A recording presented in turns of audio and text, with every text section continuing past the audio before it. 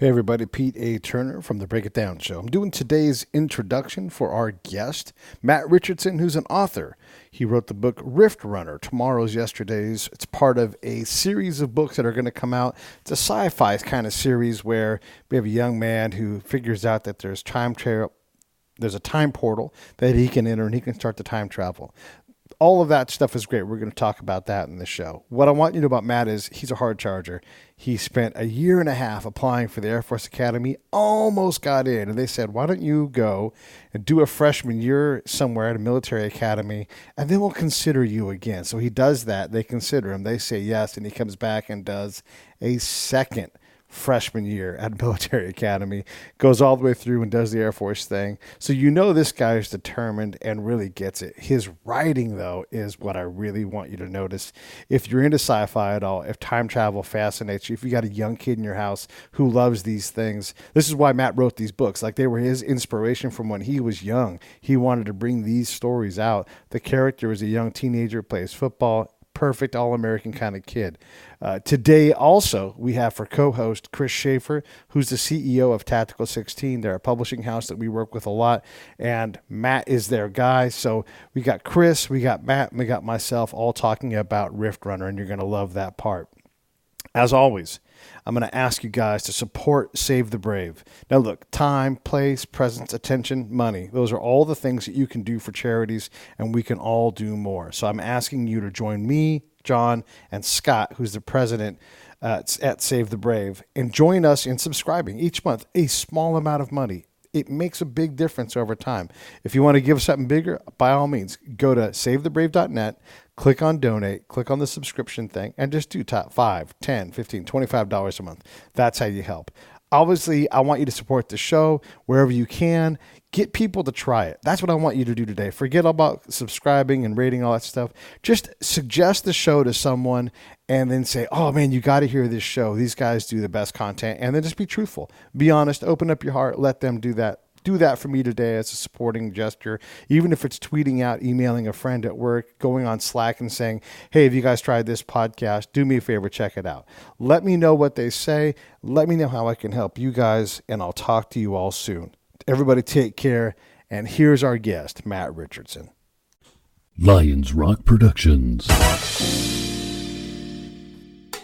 This is Jay Moore. This is Greg Proops. This is Jordan Harbinger. This is Dexter from The Offspring. This is Nathan East. Sebastian Younger. This is Rick Marotta. This is Stuart Copeland. This is Mick Gillette. This is Andy Summers. Hey, this is Skunk Baxter. This is Gabby Reese. This is Rob Bell. Hey, this is John Leon Guerrero. Hey, and this is Pete A. Turner. Hey everybody, this is Matt Richardson, author of Rift Runner, Tomorrow's Yesterday's, and you're listening to The Break It Down Show. And now, The Break It Down Show with John Leon Guerrero and Pete A. Turner. Yes, indeed. Matt is an author with Tactical 16 Publishing, and that means we have the big boss man over at Tactical 16, Chris Schafer, who's going to be on co-hosting with us today.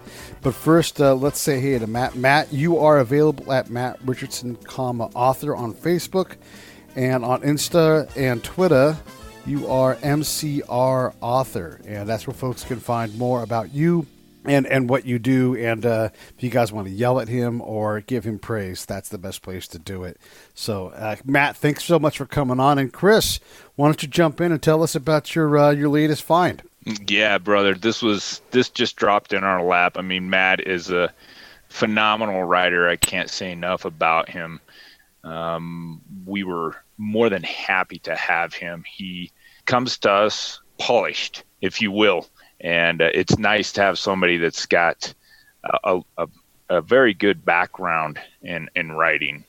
He writes beautifully. This book is going to be, one of our best.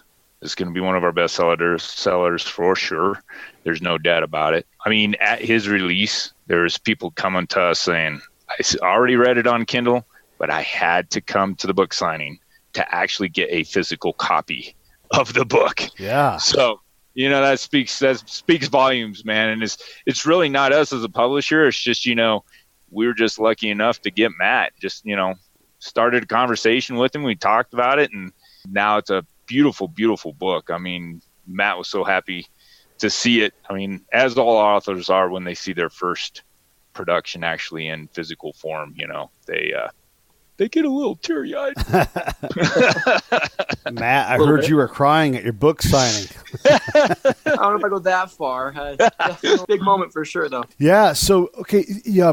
I guess we should let the cat out of the bag. You are a military guy, Air Force. Heck, an Academy grad. Congratulations. This is not a memoir. This is not a no shit there I was book. Tell us about your book. Yeah, not military related at all. It's a young adult time travel adventure, something I actually started working on when I was 18. So about 12 years ago now, just started kicking around the idea, messing around with it. And over time just turned into something that actually was able to do something with, which was a huge surprise and very gratifying when all was said and done. But yeah, the whole idea is just that I wanted to write something that I felt like I would have enjoyed reading when I was, a teenager. And so it just really is a no-holds-barred adventure, kind of a what-if thing where a teenager accidentally falls through a time portal. He's discovered by an organization that is actively waging a war on the timeline, trying to preserve history against people that want to manipulate it. But this teenager is so obviously at a place that he gets kind of rescued by someone that knows he shouldn't be there. And then that kind of kicks off this whole, life-changing and world-changing adventure for this kid who has to come to grips with the fact that the world is not the way he thought it was. This is interesting. We have a bit of a coincidence here because this week the New York Times drops their 1619 series of essays attempting to, play with the timeline a little bit. And there's no political commentary in that, but it's life imitating art or art imitating life. Either way, it's interesting. How did you come up with this concept? To be honest, it was just something that I always found intriguing. I always wondered what it would be like to take someone who only understood the modern world and drop them in an environment where everything they knew was irrelevant, and kind of vice versa, bringing someone from, say, 2,000 years ago into the modern world. And what would that be like? Like, how much of a shock would that be? And how would you even begin to try and make sense of it, let alone function in it? And so I kind of got to play with both of those things. My main character finds himself stranded in ancient Athens and has to figure out what to do. And then he befriends, a peer there who ends up, I don't want to give too much away, but, both of them have to come to grips with existing in cultures that they have absolutely no basis for understanding. And also, Matt, tell us a little bit about how complex your I guess bad guys, if you will, the villains really are. Because that's an interesting part of this whole story, because it really leads to... Hey, this is P.A. Turner from the Break It Down Show, checking in real quick to ask you this. John, Scott, and I all support Save the Brave with our time, our location, our effort, and our money. Each month we give a small amount. Do the same with us. Go to savethebrave.org, click on the Donate tab, pick an amount that you want to come out each month, and they will handle all the rest. I stand behind these folks. Thank you so much. Let's get back to the show.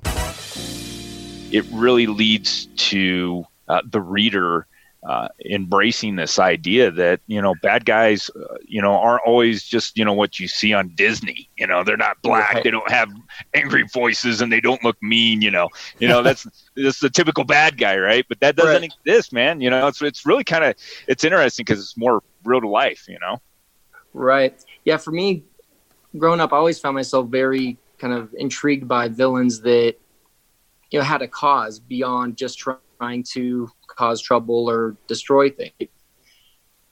For me, my favorite villain of all time, it's probably cliche to say it, but the Dark Knight's Joker, for me, he was, philosophically, in a lot of ways, I thought very compelling. He took a very pessimistic outlook on human nature and decided that the only way to deal with it was through brute force and oppression, and that there was no hope for human nature and you could always count on it to go badly.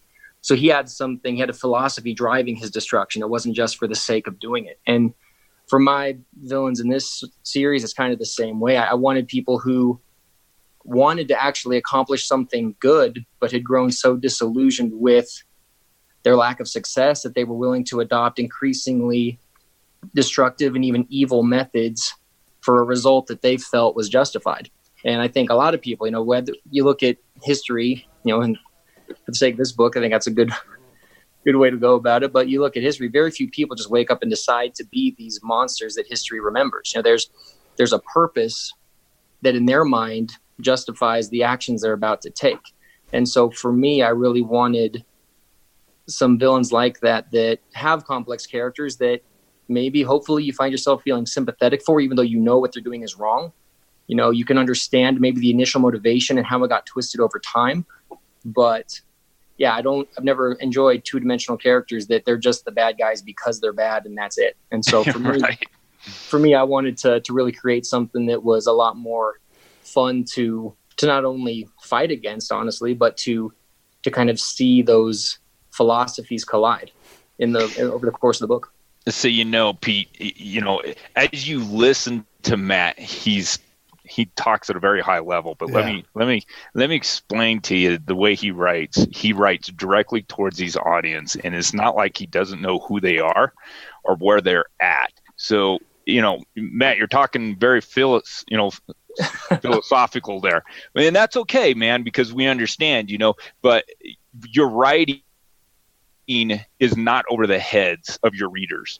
But even an adults can read it and still feel like they have, you know, actually gained something in reading it. That's just my take on it, man. That's why I love the book. I think it's stellar. It's just really well done. Yeah, no, like I said, for me, I guess a part of that is my favorite books have been things that kind of create a fictional setting to kind of explore elements of life in a way that you can kind of analyze them outside of reality. So it's you have a little more freedom to explore things without, you know, naming names or, you know, applying labels to things that we're familiar with. And so for me, yeah, I tried to kind of not overtly do that, but because at the end of the day, this is a story about a teenager who is running around ancient Athens trying to stop some bad guys, and he doesn't know what they're doing. You know, that's not something that he's wrestling with per se. You know, the story hints at it, and you kind of get a feel for it as it goes on. And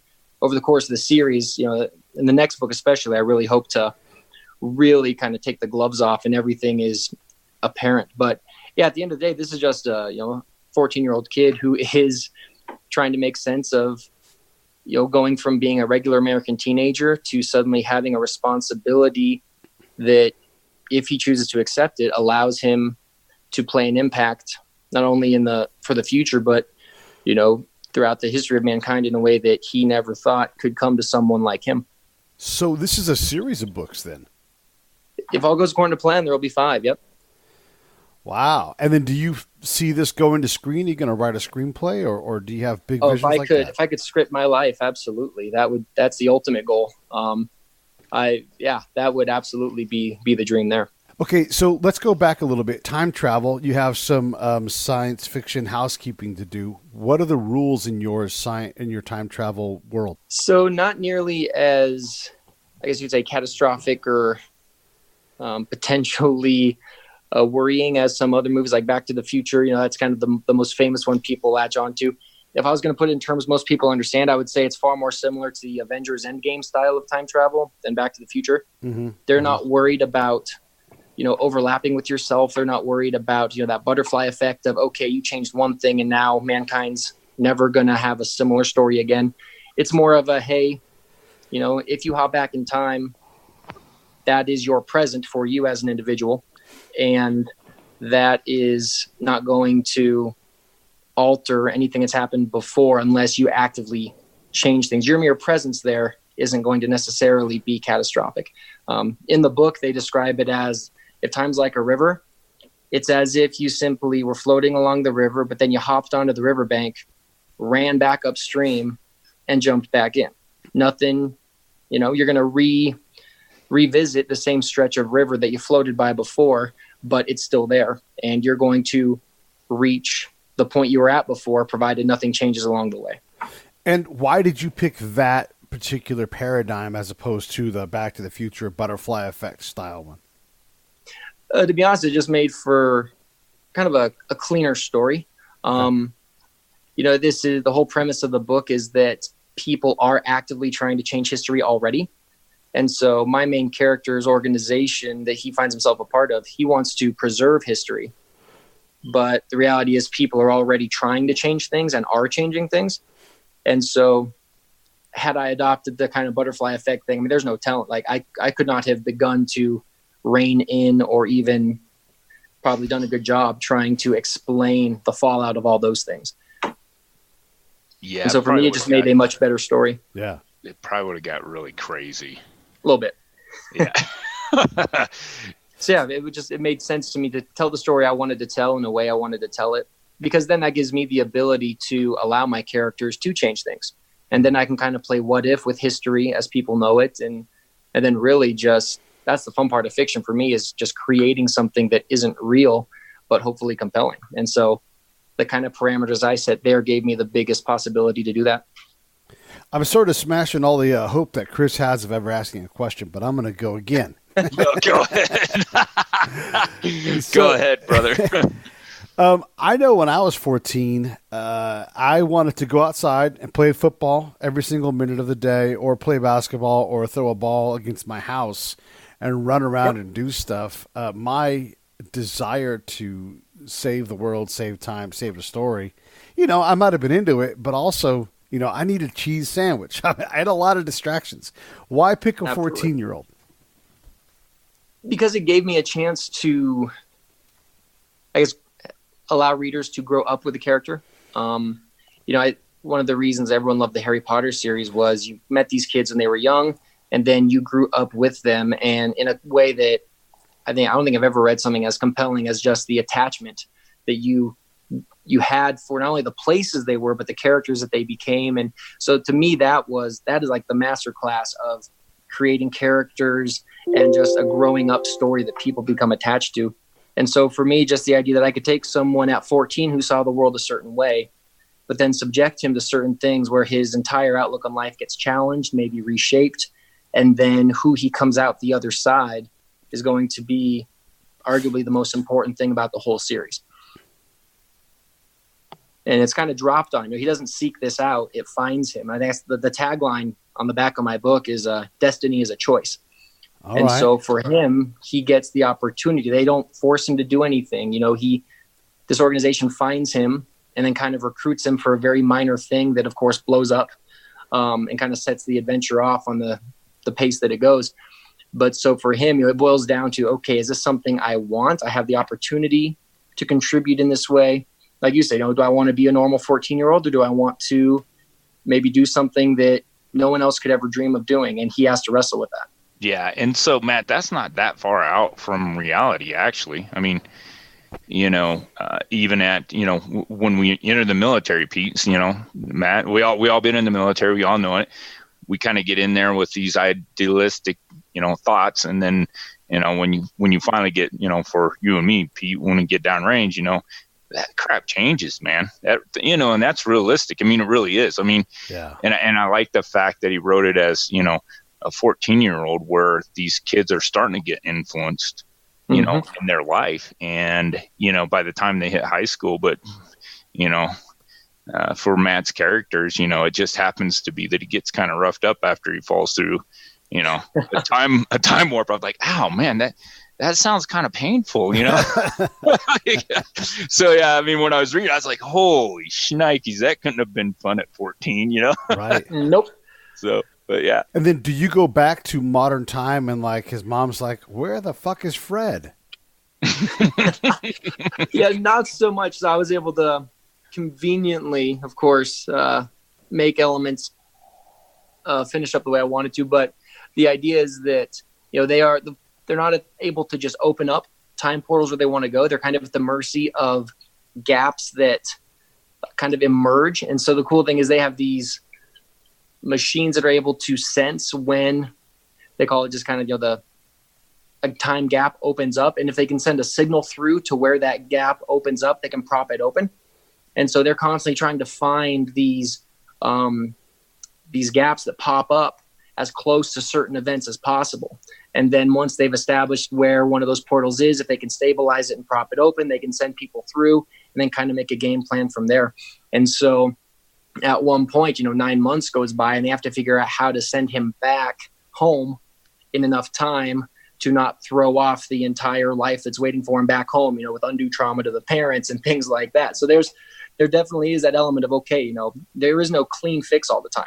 And that's something that this character is going to have to learn, that, it starts off as kind of this cool superhero type thing he gets to do.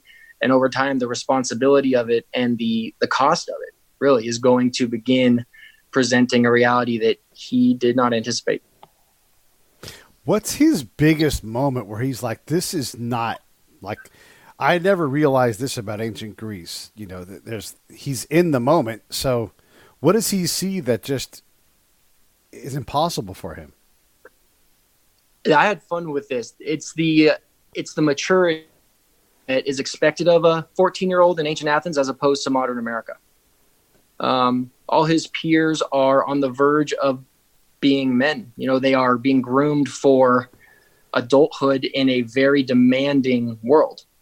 And his entire life has been building towards trying to survive high school in modern America. And so for him, that the difference there and having to quickly either adapt or be left behind is his big wake-up call.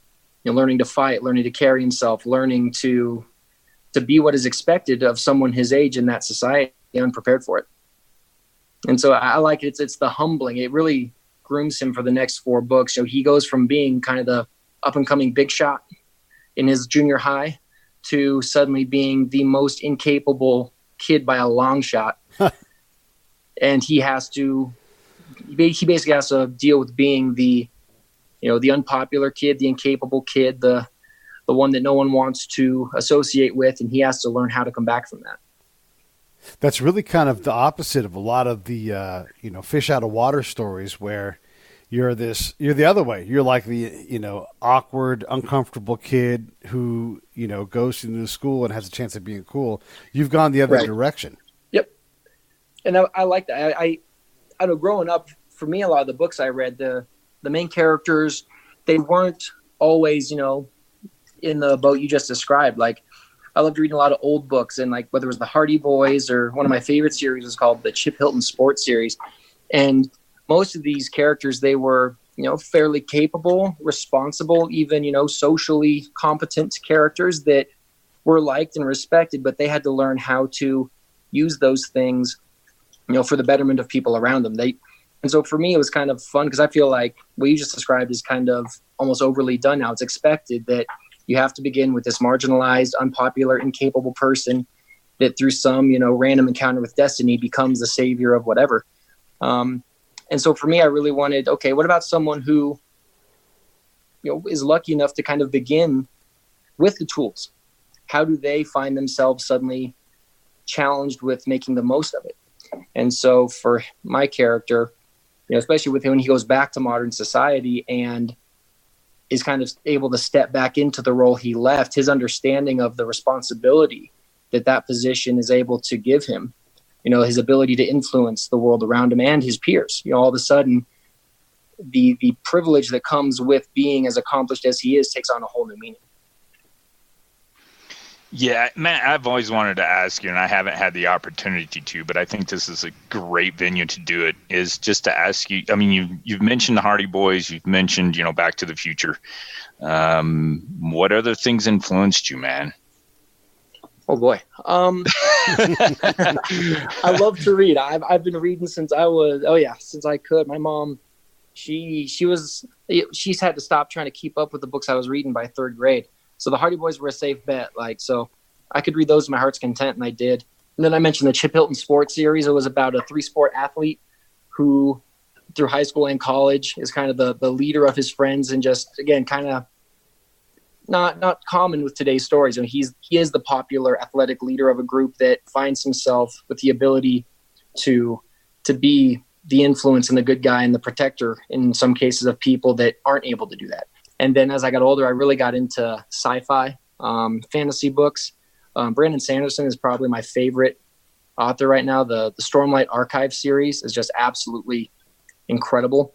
The complexity and the depth and the world building in that book, in that series, is just astounding. See here, and then Brent Weeks, I'm a huge fan of. And then actually as a kid, a lot of people would love this one, but The Chronicles of Narnia by C.S. Lewis. All right. Oh, yeah. Absolutely loved it. And And that was one thing for me, like learning to let my imagination just go beyond, what could be considered realistic, and actually creating something that could be compelling without feeling constrained by reality, because you don't read fiction to be confronted with reality. You read fiction to go on an adventure that has things that are fantastic and almost impossible, because we love to let our imaginations run wild. And so for me, the challenge of, as I wrote it, was to kind of tap into more of those elements of the series that I loved and just say, okay, these people did not confine their storytelling and imagination to anything. And so for me, that was the big challenge, and it was a lot of fun. So along those lines, C.S. Lewis is injecting a lot of, let's just say, religious thought into that. Aslan as a character, all of it. There's temptation and the cost of that.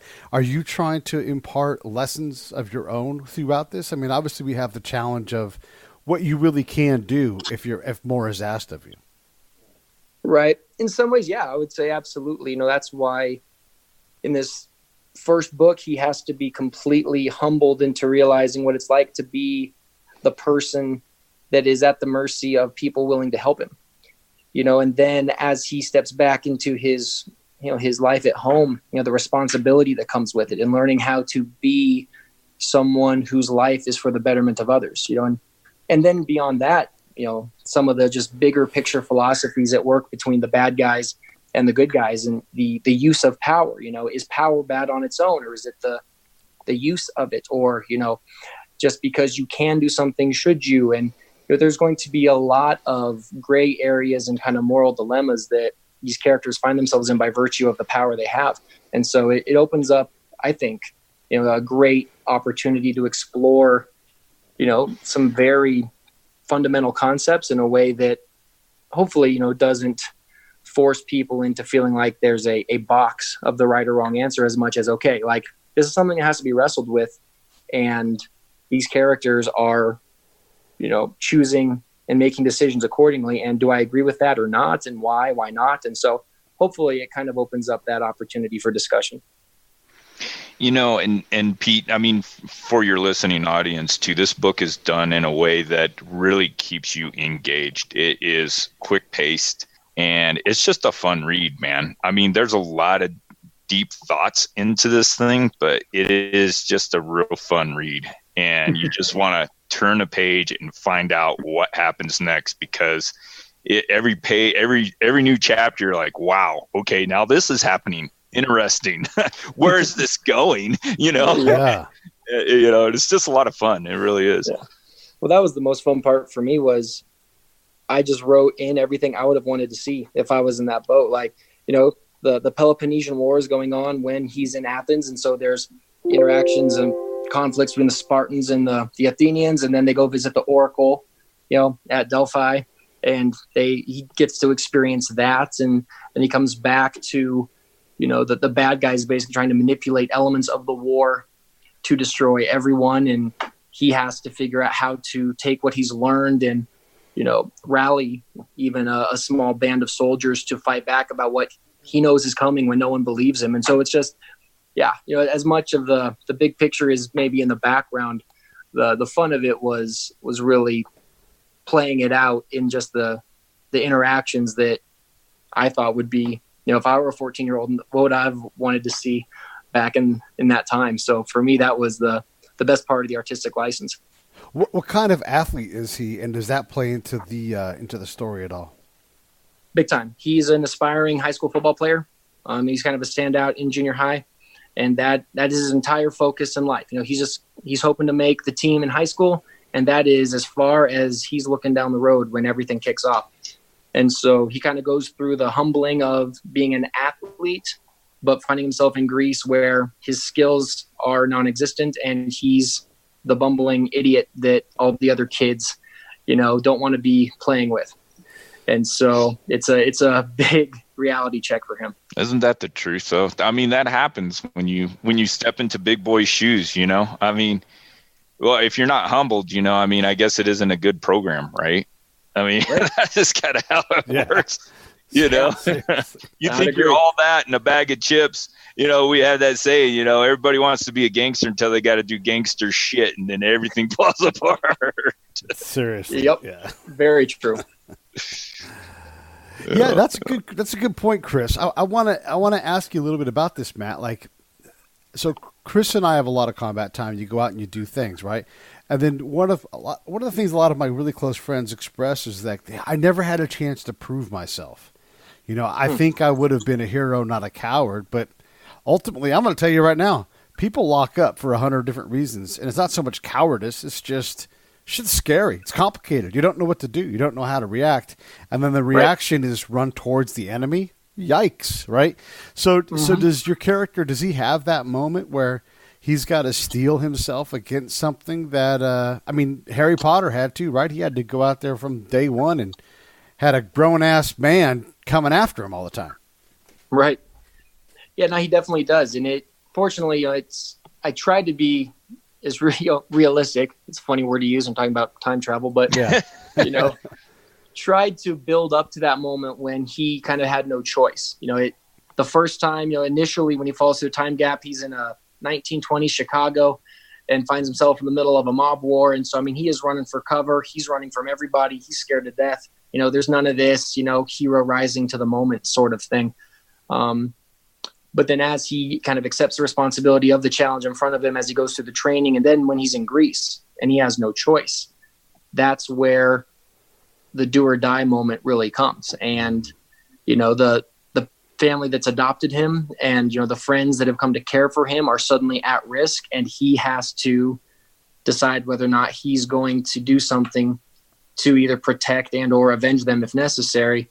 And so, he has the moment where, again, it's the running theme through the book, the choice of, okay, no one else may be able to do this right now.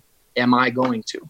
And it's really well done. It really is. So, Matt, give us a little background on, getting to the Air Force Academy, man. I just had some young high school graduates attempt to get into the academy, and they were, I'm telling you, I know it's competitive. But it is ridiculous, almost competitive. It's crazy. So, and I thought for sure that this young lady was going to get in. She had all the criteria, brother, to get in there. And, she had to take second best and go to ROTC, but, not that her hopes are dashed. She's going to try to get back in, but, right.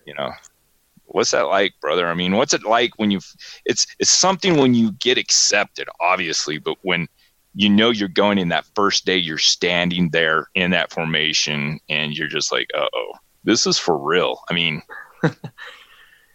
Yeah, no, it was a ride. The process to get in, it's a year and a half, of just hoops and hurdles, and you got to get a, congressional nomination just to make it past, some of the entry level stuff. And then from there you get interviewed, and then they rack and stack you through all their, algorithms and formulas. And I didn't get in on my first try. I got a letter saying I was one of the top 100 that did not get accepted. And because of that, they were willing to reevaluate me for another year. They offered what they called the Falcon Scholarship through the Falcon Foundation at the Air Force Academy. And they give you a small stipend to attend a military preparatory school where they will monitor you for a year and then reevaluate you at the end of that year. And so I did that. I actually went to New Mexico Military Institute in Roswell, New Mexico. That was an experience. Talk about it. Yeah. Going from Oregon to Roswell, New Mexico it's about as opposite as it gets, and so for there, that was a year of, okay, do I really even want to keep trying this and do this? Hey, this is P.A. Turner from Lions Rock Productions. We create podcasts around here. And if you, your brand, or your company want to figure out how to do a podcast, just talk to me. I'll give you the advice on the right gear, the best plan, and show you how to take a podcast that makes sense for you, that's sustainable, that's scalable, and fun. Hit me up at pete@breakitdownshow.com. Let me help. I want to hear about it. Trying this and do this. You're potentially burning a year if it doesn't pan out. Yeah. Do you come in as a freshman still, or is this a 0 year, or how does it work? Yeah, and I got 2 freshman years in a row is what happened. Nice. Oh yeah. Well, thanks for doing that for all of us. Yeah. So did you need that year? In some ways, yeah. I arrived at the Air Force Academy, a lot of the shock factor was gone, I will say. You realize that a lot of the yelling and the screaming and the drills, they're just trying to see what happens when you're uncomfortable, and when you actually know that, the shock factor is gone. And so that really kind of helps you get through. There were a couple other guys in my initial basic unit in the same boat as I was. And so the three of us kind of commiserated of, okay, here we are. We know what's going on here. And so they always talked about how when you're in that boat, it's your job to help out everyone else as much as possible, because, other people are just freaking out and rattled and phased. Like my roommate called the room to attention the first time I walked in, and so it was like, hey, dude, like you can take it easy. So you've got the whole spectrum. Yeah, it really kind of matured me in ways that I would have never voluntarily accepted. My parents joke about it. Personal freedom was the holy grail for me. And so being in an environment where all of a sudden I had nothing, I was nothing. I had to accept that. I had to grind it out. I had to work, and I had to just prove that when things got tough, I wasn't going to shut down. It was good for me to learn how to accept that, because the physical part wasn't difficult, I would say, but it was the mental part of just being okay with it and not getting angry and resentful and bitter, which honestly, I did a good bit of that. I could have definitely handled it better. I was very resentful of the fact that I was suddenly nothing with no responsibility. And that took a while to get over. Yeah, that's always tough. Yeah, I mean, you got there, you spend 5 years getting a 4-year degree. And then also, there's some smart folks there. I mean, the military academies, for those that don't know, are among the best universities and constantly pushing themselves to be as challenging, if not more challenging, than the year before. I mean, the amount of experts that roll through those places, it's incredible. There's a lot of, I was middle of the road there. I went from being, schoolwork was easy, never really had to, break a sweat in high school to get the good grades. And then, all of a sudden I arrived at a college where a C was a good day. And that for me was, a big reality check. And a lot of people there, that's actually where most of our disciplinary issues come from, is these kids who are struggling academically for the first time in their lives. And, the pressure to begin finding ways to cheat or, just get that extra edge, because all of a sudden, who they are is almost being challenged. They've never struggled in this way. They've defined themselves by their ability to do these things well. All of a sudden they can't, and so for me, it was difficult to accept that, my best efforts sometimes are going to get a C+. Mm-hmm. And that was not something that I was necessarily prepared for. And Matt, you were working up there at the Air Force Academy when we kind of were first introduced. I was. Yep. I actually went back for a special duty there. Yeah. Explain that to me a little more, man. What was that all about? Yeah, we have a kind of internal disciplinary system there related to the Cadet Honor Code. Yes. That says, we will not lie, steal, or cheat, nor tolerate among us anyone who does. And my job was to oversee what we call the rehabilitative program for cadets that kind of find themselves in trouble in minor ways with those concepts. Minor attempts at, you cheat on a quiz and you get caught. Okay. We evaluate you. Okay. Are you going to acknowledge the mistake first and foremost? Will you demonstrate ownership? Are you prepared to demonstrate that you are willing to learn from this as you demonstrate why it's wrong? And then we make them meet with 5 different mentors each month. They have to journal a minimum of 3 times a week. There's mandatory reading. It's almost another class. Wow. And we evaluate them at the midway point at 3 months, and then at the end at 6 months. And the entire chain of command weighs in on their interactions with the individual.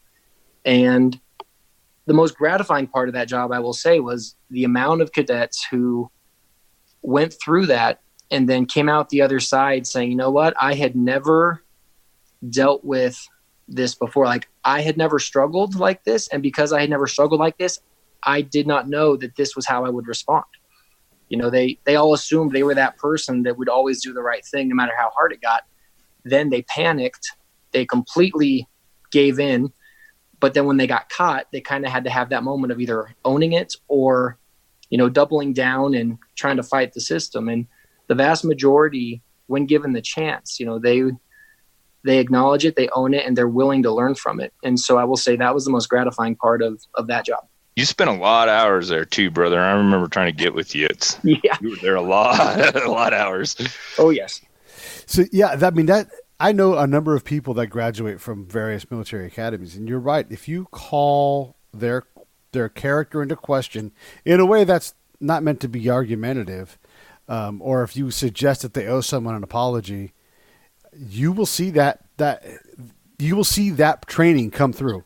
You think I owe that person an apology? Oh my gosh. Okay, you're right. Let's make sure we're above, because there's doing the right thing and there's being above reproach. And like, why not fault on the side of saying, if I've done some harm to you, then, please let me apologize. It's not something you learn at Cal State Hayward, where I went. I never had to apologize to anybody. I never had to swallow my pride. I never had to accept that I was wrong with anything. And it's quite the lesson. I love that you guys get to go through that. And from the leaders I've seen in the military, you can sense it almost immediately. Once you know what you're looking for, you can see Academy grads. Yeah, and that can be good or bad, frankly. It's the running joke about the Academy is, how do you know someone went to the Air Force Academy? They'll tell you. Oh, yeah, they will. Yeah. That's right. And, like any place, you have your bad apples that, are trying to just brag about it and act like they're God's gift to the planet. But, at the same time, there are a lot of people, and I got to see it. There's a lot of people who come through that place, got 4.0 in high school, graduate with a 2.6, and they are so happy to have made it. The amount of humbling that goes on there for the people willing to accept it, that's a big deal. And I wish the Academy would emphasize that more. Sometimes I feel like they're still trying so hard to prop up the idea that everyone is still, amazing and perfect, and hey, you're still this world beater that you've always been, when in reality, I think sometimes the academies miss the opportunity to emphasize the benefits of humility and the fact that, your first year there especially, that's all it is. And so for people that are willing to internalize that, I do think that gives them a great perspective. Yeah, being humble is absolutely huge. And being in the military, we humbled some of those, we call them, obviously ring knockers, from West Point and stuff, and like I talked to you, Matt, about that, the lieutenant that I don't remember if he was a ring knocker or not, but, I think sometimes that takes a good NCO or, that good first sergeant or sergeant major just to take that young guy and just, once again, humble them. Right. And that leadership training continues on from those that have been there and seen things and done that stuff. And so, sometimes they do come out of there, they're cocky as hell. And then, they get humbled by some E5, and it's kind of comical in a sense, Yep. Yeah. And sometimes you're right. It's absolutely necessary sometimes, and thankfully, it's not always that way. I'm very proud to have gone through it, but at the same time, I recognize that, I barely survived sometimes. It was not easy. And I think that's one thing at least for me growing up playing sports, you recognize that the people that had the most influence on you were the people who, when you were not the leader or the big shot, they were the ones who used that platform to train you, to encourage you, to speak into you, and to bring you along and develop you.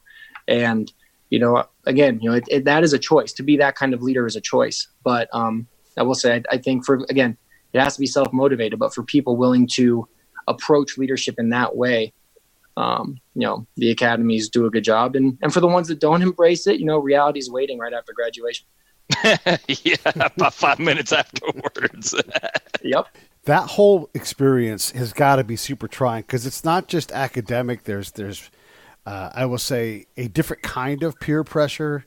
There's a really, really high expectations. You really have a job the entire time you're there, but you're wearing a uniform, which in some ways is easier because you're just taking care of one thing. But then you graduate and you get to your unit, and you go right back to being the dumbest person in the room. Oh yeah. Yep. 100%. Well, that's funny because we're all laughing about it because we know it's so true. I remember that all too well. Like when I showed up, my sponsor actually didn't reach out to me until my school email had been deactivated. Oh no.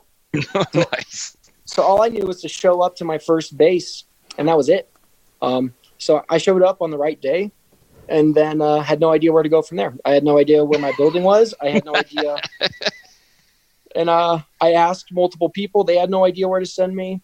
And I called turns out I called 4 different first sergeants before I found mine. And Nice.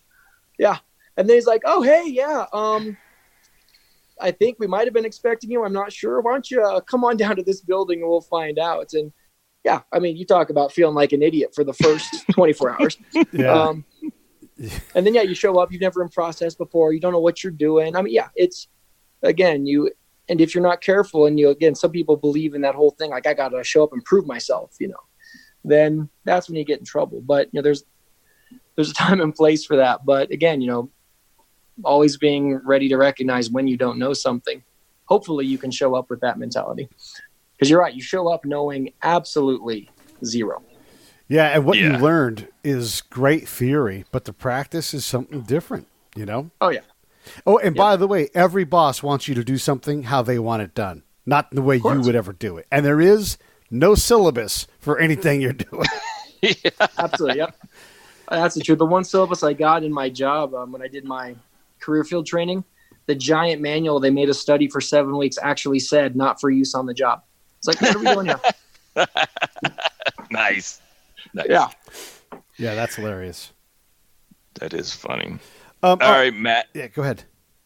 Oh, I just wanted to talk about favorite TV series. Oh, man. Okay, well, let's see. If I go back to high school, the first season of 24 is quite possibly one of my favorites of all time. Nice. Cannot beat that. I will say the first probably 4 seasons of Big Bang Theory I watched fanatically. I think I've seen the first season about 8 times. Yeah. And then the first season of Stranger Things, I will say is, I've got multiple T-shirts. My wife bought me Dustin's hat. For those of you familiar with the show, I rock that red, white, and blue, completely nerdy, awesome hat. Right. And then see other things. The Office is all-time classic. So I would say those sum it up pretty well. Are you and your wife going to go to Halloween parties as the ice cream twins? From season 3? Well, see, problem with that is, we're actually in a relationship, and that whole aspect got taken down at the end of the season. So I don't know. Might give out the wrong impression about my wife. Fair enough. Fair enough. Hey, but I do want to go as a Demogorgon someday. Okay. All right. Nothing wrong with that. So let me ask you this. Actually, let me offer you this. What do you want to ask Chris or I a question, since we've had a chance to grill you here for about 45 minutes? You want to turn the table on us? Oh, man. Yeah, I would say for you, Pete, what is it you've seen from people that you interview that kind of makes or breaks or sets them apart? Everyone's trying to accomplish something. Yeah. And you've interviewed a lot of interesting people. What is it you've seen, the kind of the quality that shows through from people that actually end up accomplishing something as opposed to just wanting to? It's a hierarchy. Everybody's got a great idea. Every single person has a great book. And Chris hears this all the time. I've got an idea for a book. That ain't shit. Then you got to go write that thing. And that ain't shit, because then you got to go sell that thing. And then you got to go do it again, because that one book isn't going to do anything for you for the rest of your life. Like, you've got to go out. And so what really truly stands out, or for the creators, is can you continue to create content that's compelling and build an audience that way? I mean, everybody else who writes a book is doing it for some reason or other, but there's no substitute for hard work and repetition at great work. No, fair enough. Sounds like football over again. Perfect practice makes perfect. Yeah, it applies to everything. You want to be a gold medal skier? You've got to go out every day. And then at the very moment between gold and silver, we had this guy on, Eric Bergowitz. He won gold one time. The next time, he overdid it. he couldn't find that golden edge, and then the next time he underdid it, did it perfect, and then overdid it in each Olympics. Because at the very tip of the spear, the sharpest, pointiest edge, there's only room for one person, and that person lands on there, and you've all done the work. It's just down to that moment. Did you throw your trick the right way, or did you get a little fired up or not fired up enough? Okay. No. Hope someone's taking notes on that one. How about one for Chris? You got one for Chris? I do. So, yeah, Chris, you've mentioned hopefully we're grabbing beer sometime in the near future, so I can ask more like this. But yeah, no doubt. But with the experiences you've had, both as someone who had to lead people in extreme situations and someone who sat under leaders in extreme situations, what was it that allowed you to actually trust the person that you had to trust? No, not someone who was there because they had the position and you had no choice and you were required to, but like what were the qualities that you saw that actually allowed you to believe in the person aside from just following the rank? Well, I think over my career, you got leaders that try to lead from the front all the time. And there's a time and need for that. But I think sometimes they make bad decisions, and throughout history, you can see that over and over and over again. But I always appreciated the leaders that I could go to and say, hey, sir, this is a clusterfuck, man. It's a damn clown show here. And, and they wouldn't get pissed off. They would just maybe give me a stern look and pull me into their office and sit me down and say, all right, let's talk. Why is it this way? And, and generally they would listen. And if I was wrong, they would send me packing. And if I had merit and I had, a viable solution might be, something that we could actually execute, they would definitely take it into consideration.